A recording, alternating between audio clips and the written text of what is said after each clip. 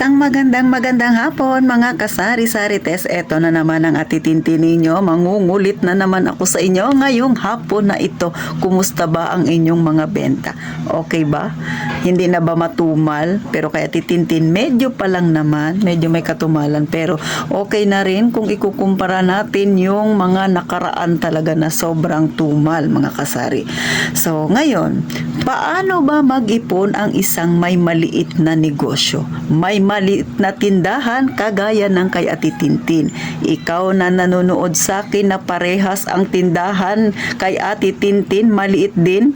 Paano ka nag-iipon ha mga kasari? So eto na, pero bago tayo mag-umpisa sa ating magandang topic mga kasari ha, abay huwag ka nang mahiya, pindutin mo na ng tuluyan ang subscribe button na yan, at kung relate ka dahil ito rin ang ginagawa mo, dahil meron ka ring maliit na tindahan, ganire rin ang style mo sa pag-iipon, huwag kang mahiya, i-like mo ang video na ito at pakishare na rin kung hindi ka busy mga sisi mga brother ko dyan. At syempre pa, tayo nang magchismisan mga kasari. So ipakita ko lang, sa totoo lang, may ilang vlog na rin akong nagawa ukol sa pag-iipon mga kasari. Pero ngayon, ipapakita ko rin yung another style ng pag-iipon ni Ate Tintin. Syempre, hindi lang basta sa pag-iipon sa savings. Paano ba nagbabayad si Ate Tintin ng mga bills niya na nanggaling dito sa aking maliit na tindahan, kahit isang katutak ang mga katabi kong tindahan. Syempre, isi-share ko yan sa inyo. Baka sakaling parehas tayo ng kinalalagyan ha. May maliit kang tindahan, tapos ang dami-dami nyo diyang mga may tindahan sa lugar na yan. So, eto ang style ni Ate Tintin, mga kasari. Hindi ko na patatanggalin. Una ha, pakita ko lang sa iyo. May mga baso-baso ako.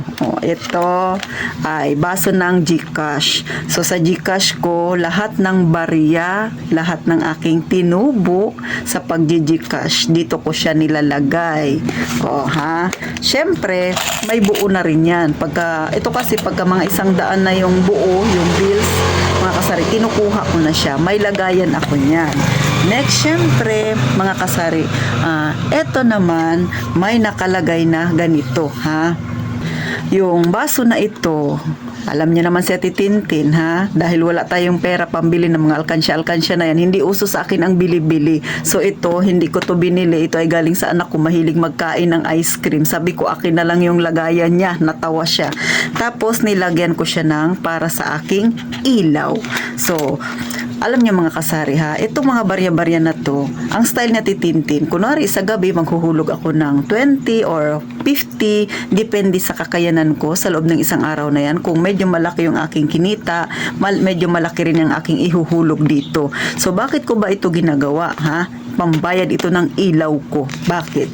Syempre, para pag dumating na yung aking bill sa ilaw, isang buwan, meron na akong naipon kahit papano, kahit konti. Tapos, kung sabihin na natin mas malaki yung aking bill kaysa dito sa aking naipon, at least, konti na lang ang poproblemahin ko. Kasi si Ate Tintin, araw-araw naghuhulog ng 20 pesos dito o kaya 50 or 70. Minsan yung pag namamalengke ako, may mga sobra-sobrang piso-piso, 2, 5 piso. Dito ko siya nilalagay sa pambayad ko ng ilaw. So nilagyan ko yan ng date kung kailan ako nag-start, dahil kababayad ko lang ng ilaw mga kasari, at ang binayaran ko 2,000 mahigit. So yan ang style ni Ate Tintin. Meron pa. At dahil si Ate Tintin, hindi naman sabi ko sa inyo, ako ay mayaman, ako ay katulad yung nasa masa din ng pamumuhay. So meron akong inuutangan, di ba, atin-atin lang to ha, na may utang ako. So meron ditong Life Bank.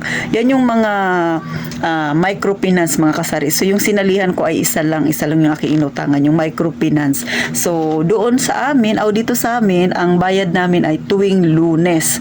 Kada alas 11 ng umaga ang bayarin namin. So pagka nakabayad ako, malayo pa, meron akong lagayan dyan. So naghuhulog din ako dito araw-araw ng barya, para pag dumating yung schedule ko ng pagbabayad, hindi ako natataranta kung saan ako maghahagilap ng ipangbabayad ko. Ganyan ka rin ba, sisi? May mga ganito-ganito ka rin para hulog-hulog ka. So So, medyo marami na siya. Di ba? 20, 10, 5 ang nilalagay ko mga kasari. Then, syempre, sa lagayan ko, sa cash box ko, yun yung lagayan ko ng pera kada araw-araw, di ba? Yung mga bumibili sa akin, syempre nakahiwala yan. Ngayon, pag naubusan ako ng barya, dito ako kumukuha tapos pinapalitan ko siya ng buo. So, ibig sabihin, pag nabuo na siya, meron akong lagayan din ng mga buo mga kasari. So, ito, panay mga barya lang ang nilalagay ko. Kapag ito, mayroon ng buo dito, nakapagpabuo na ako, may 100, may 50, ganon din ito, may 100, may 50, at syempre, yung GCash ay meron din ito. Aba, pagka may buo na yan, mga ganyan, meron din tayong pitaka na lalagyan ng mga buon na. So, ito ay nabili ko lang. So, kita nyo, yung pinakita ko sa inyong GCash, ito, ito panay mga barya. So, pag nagkaroon na ng buo, dahil nagpabuo ako, kunwari nawala na ako ng pambarya ko ng mga coins, syempre kukuha ako, papalitan ko rin siya ng buo.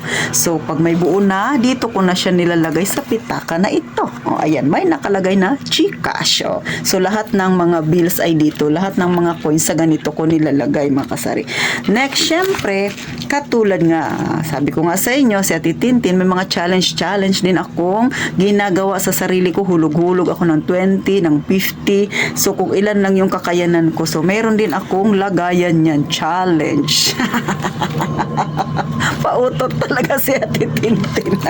Next, syempre, gaya ng sabi ko, ito yung barya ng aking sinalihang microfinance, panay barya. Pagka nagkaroon ng buo, syempre, ilagay na natin dito sa panay buo. Life Bank. Yan ang aking sinalihang utangan. Wala na ako tinatago sa inyo, ha. Sinishare ko ang style kung paano mag-ipon si Ate Tintin ng mga pambayad sa bills, pambayad sa mga ilaw na yan, at sa mga kautangan, ha. Kasi kailangan maging responsable tayo pag mayroon tayong utang. Next, syempre mga kasari, sa bill, so ito yan, ilaw, so dito na yan siya. Pagka may buo na, lagay ko na rin siya dito, mga kasari. So yan, panay barya-barya lang yan dyan.